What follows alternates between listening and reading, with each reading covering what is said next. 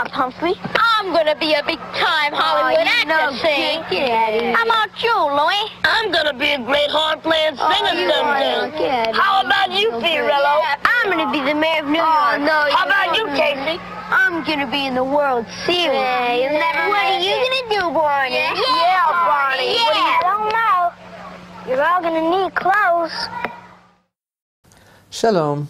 Yep, everybody needs clothes.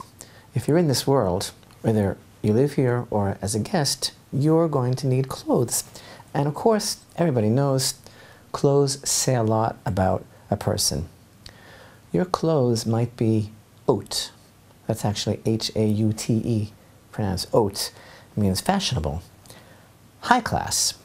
You might dress very chic, which means smart elegance, real sophisticated. Or of course, like me, radical chic.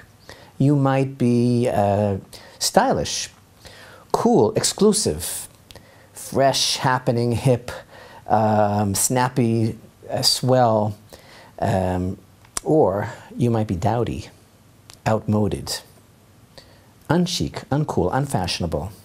You might actually be cheesy, tacky, frowsy, slovenly, unkempt, disheveled, wrinkled, shabby.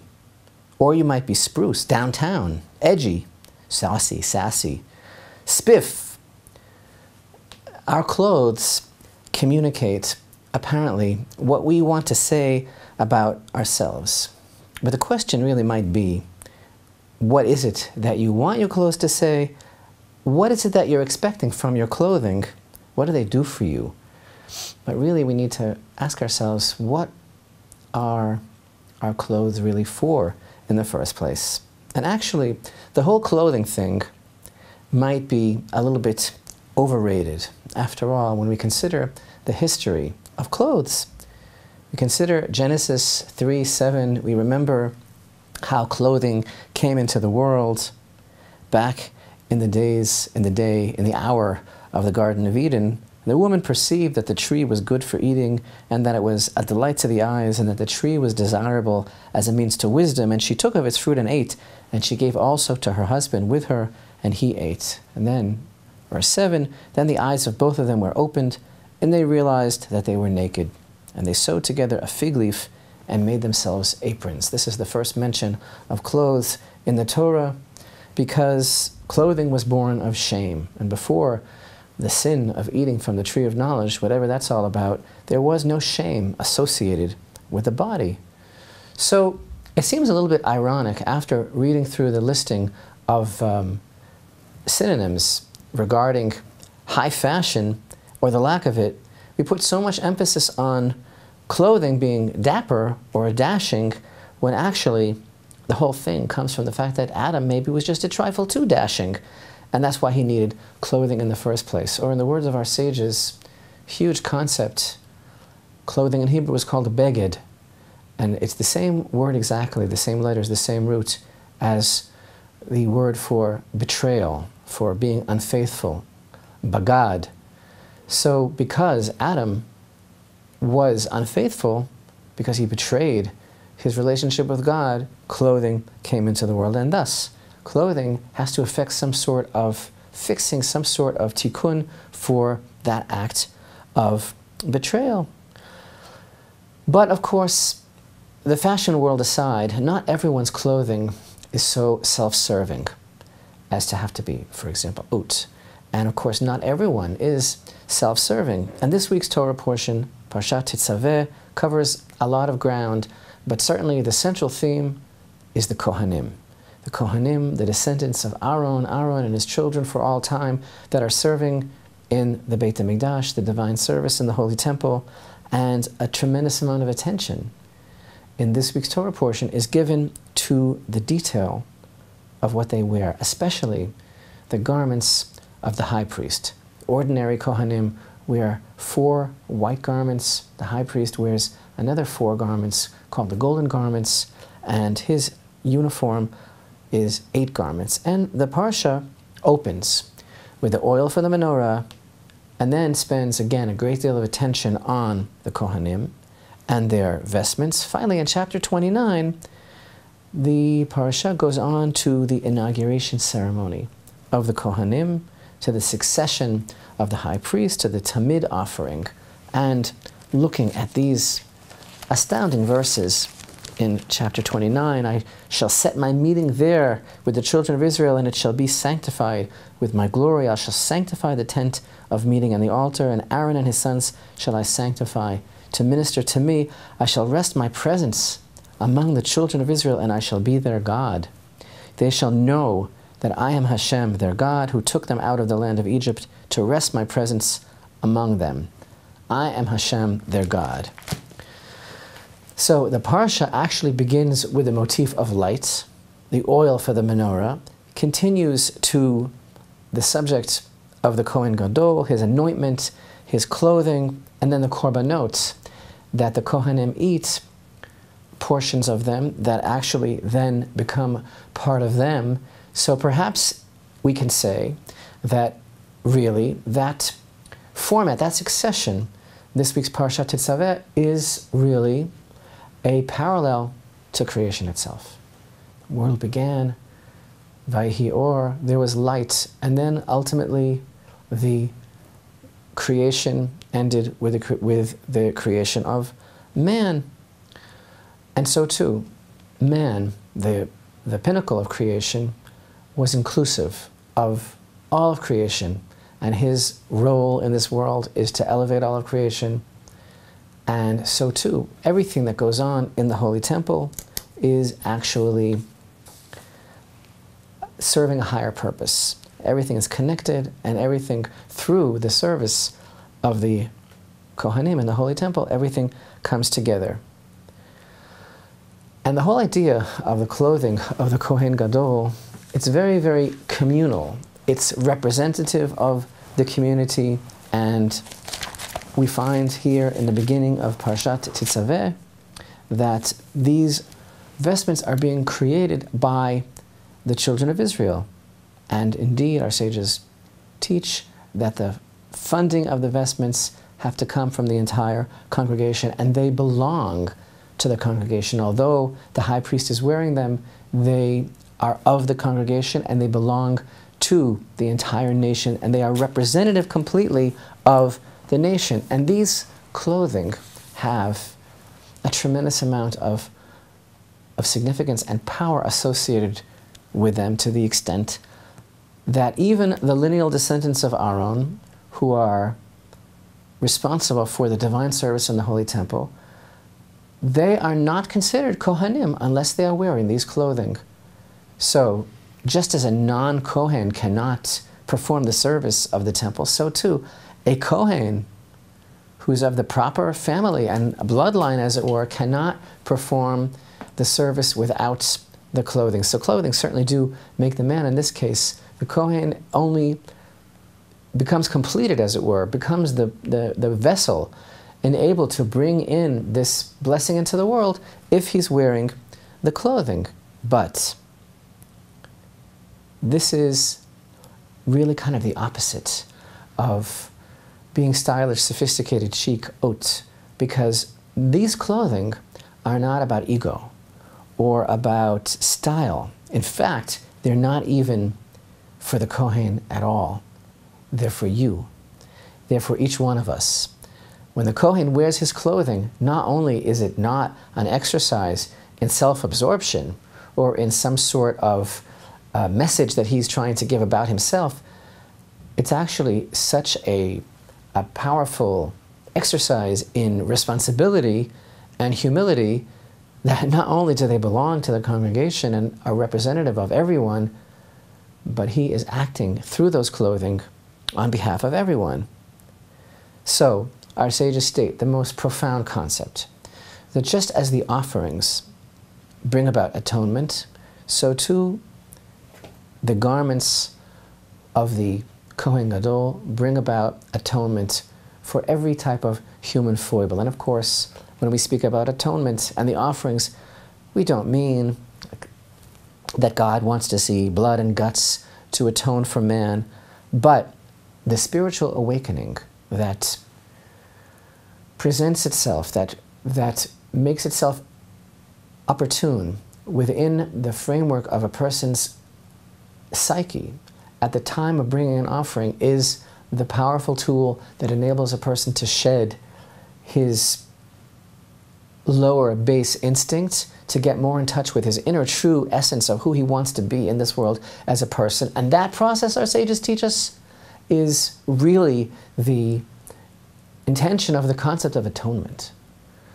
So bringing the offerings in the Holy Temple affects a profound spiritual change within the person on whose behalf the offering is brought. And that's really the idea of atonement. So too, there's a similar concept that the clothing that is worn by the high priest at the time of his service affects some sort of powerful change in society, in creation as a whole, in men's relationship with each other, in men's relationship with God.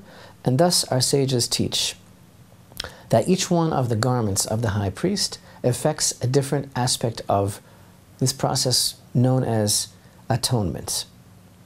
In their words, and this is a tremendous secret of the Torah, the tunic atones for murder, the pants atones for sexual sins, the hat worn on the head of the Kohen atones for haughtiness. That's not oat, H-U-T, that's H-A-U-G-H-T. The belt, which is worn over the heart, atones for sins of the heart. The breastplate of judgment atones for perversion of justice. The ephod atones for idolatry, the tunic for evil speech, the headplate for arrogance. What does this even mean? How does one man going about his business in the Holy Temple, actually it's not his business, it's the business of the Creator, the Almighty, in the Holy Temple, but how does this man going about his business simply wearing these garments affect some sort of powerful readjustment of the mistakes of humanity? And again, it shows us the tremendous significance of everything that's going on in this particular beautiful, specific, confined world, which becomes the sacred space of the Mishkan and later the Holy Temple, and everything that goes on there as being a place where the themes of humanity and the places where it has failed is able to have another chance to rectify itself and to give itself really the keys back to the pristine states of the Garden of Eden before the Tree of Knowledge, which of course is significant of the idea that our sages tell us that the location of the Tree of Knowledge is within the Holy Temple as a metaphor, the idea being that what's going on there is another chance for man to become close to God without messing up. So I like to use that example when we talk about the priestly garments of within this beautiful space which has the potential for such romance, the romance between the Almighty and Israel, and through this vehicle for all humanity. Let your romantic nature take over and think of this couple that is so enthralled with each other's company. It doesn't want anything to go wrong. It doesn't want any outside interference, that wants things to be exactly as they should be, as they should live forever in their desire for the perfection of their relationship. And the husband who's so totally enamored of his wife says, "I love when you wear that particular dress." And these clothing, with their tremendous detail and the cosmic significance of the colors, that's a throwback to the original garments of Adam HaRishon, and everything that our sages teach us about these garments that are prescribed by the Almighty, they are the very opposite of the clothing in the Garden of Eden that came into being because of shame and denial and betrayal of Beged and Bagad. These garments affect a healing for all of these things, and worn by the one, the Kohen Gadol, worn by the one whose entire life is essentially dedicated to the selfless service of God and on behalf of his nation, on behalf of all of humanity, he stands for every man. It's a small wonder that this person who is effecting single-handedly a healing for everything since the Garden of Eden becomes every man, is able to reveal the higher essence of how things should be within this particular environment, which will bring about a cause and effect for the entire world. Remember, to protect and to serve, if you were watching Adam 12, circa 1968, even if you don't come from Los Angeles, you'll know that's the motto of the LAPD. The Kohen Gadol in the Holy Temple is the epitome, truly, of to protect and to serve. He is, every move that he makes, every nuance of his actions, even to his very garments, are to protect and to serve all of humanity. This actually, when we think about the role of the Kohanim in the Holy Temple, we think about how the prescription for every detail of the divine service carries with it such force, such power, such healing. And we reflect for a moment on the metaphor that God himself uses in Exodus 19, when he declares, as Israel was preparing to receive the Torah at Mount Sinai, that you shall be for you, your entire nation, a mamlechet kohanim. You shall be for me a nation, a kingdom of priests. This in itself, as an aside, is overwhelming. Because just as the Kohanim are entrusted with bringing about this tremendous spiritual healing and change in the world, and bringing this about for all of humanity, so too, the Jewish people, every single one of them, is considered by God potentially to be this mamlechet kohanim. Would we but receive the Torah, what the Kohen performs in the Holy Temple on behalf of Israel, the nation of Israel performs for the entire world, affecting this cosmic change. So again, like everything in the Holy Temple, it's all about helping to bring man to an opportunity to seek the ability to perfect himself. Not something that God needs, but something that God affords to Israel to employ for the benefit of all of humanity. All this actually brings us to Purim, which we're going to be observing after Shabbat. Shabbat Tetzave, every year, always falls out in close proximity with Purim. And first of all, the Holy Temple, which of course is the subject of Shabbat Tetzave, is the true essence of the story of Purim. Between the lines, behind the scenes, the story of Megillat Esther is actually the struggle for the rebuilding of the Holy Temple.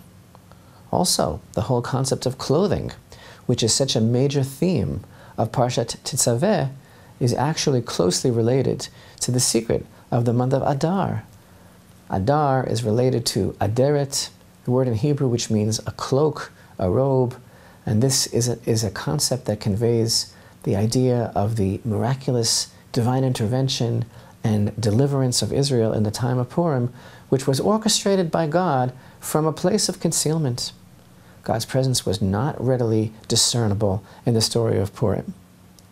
And so too, Megillat Esther, the scroll of Esther, the only book of the Bible in which the name of God is not explicitly mentioned, emphasizing his presence being hidden. And so too, the idea conveyed by the root of Adar, by Aderet, the idea of a cloak, of a garment, that the world is a garment that God wears. We can only perceive him through natural events, through our perception of the world as it is, but even more so.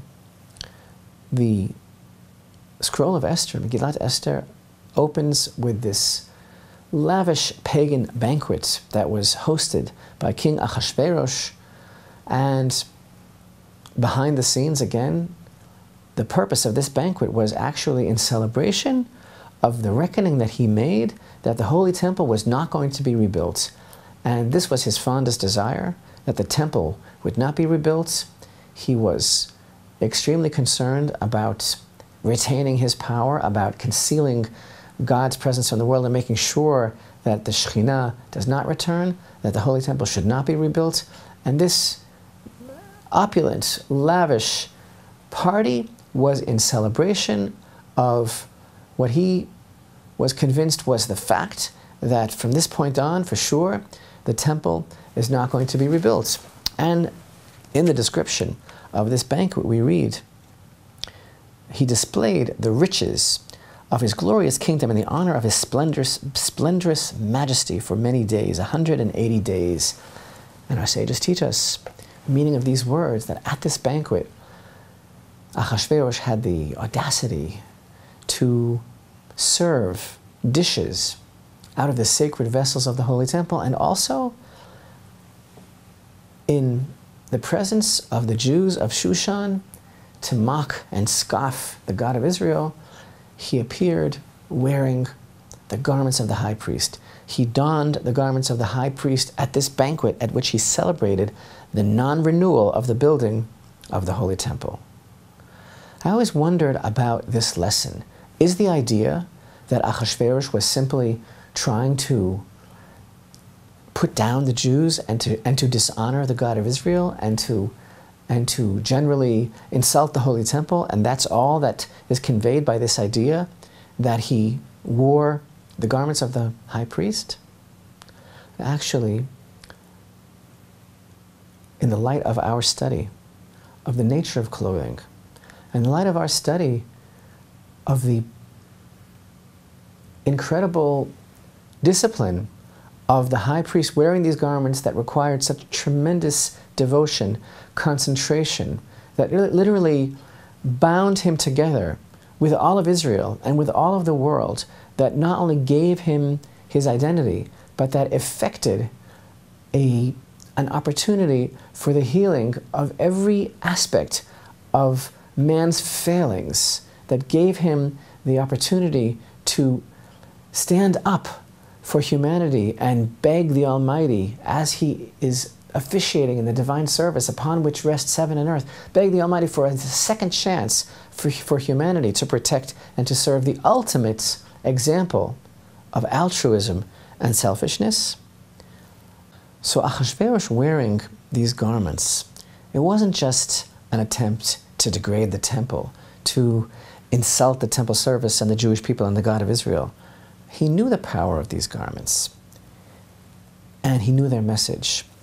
The garments, when worn by the Kohen Gadol, their message that they convey is, this is not about me. This is completely for you. This is completely for the world. This is a way of uniting the whole world and bringing all of humanity closer together and closer to its divine purpose. And he was like, this is all about me. Mine is the power. His intention was to usurp that very power of healing and to use it for selfishness, self-absorption. Indeed, everything that clothing was born of, those aspects of beged, denial, betrayal, selfishness, he sought to hold back the power of the shefa, of the healing blessing, from coming into the world by preventing the rebuilding of the Holy Temple. And by wearing those clothing, he sought to usurp that power and to see to it that the light of the divine presence will not come back into the world, because the town is not big enough for both of us, he said. And in order for me to retain my petty power and continue the sham that is the control that I have, I must make sure that the Holy Temple is not rebuilt. Indeed, everything that transpires in the Holy Temple is an opportunity for tikkun, for healing. Everything serves a higher purpose. Everything is connected, comes together, and God, in his ultimate love for Israel and for humanity, presents us with a recipe for healing, for reunion reunion of Israel and God, reunion of the entire family of man. Through that place, through those actions, through that scenario, through everything that is detailed in these Torah portions, we are given the opportunity to get back on track, to fix the Garden of Eden, and to return to the pristine state for which we were created.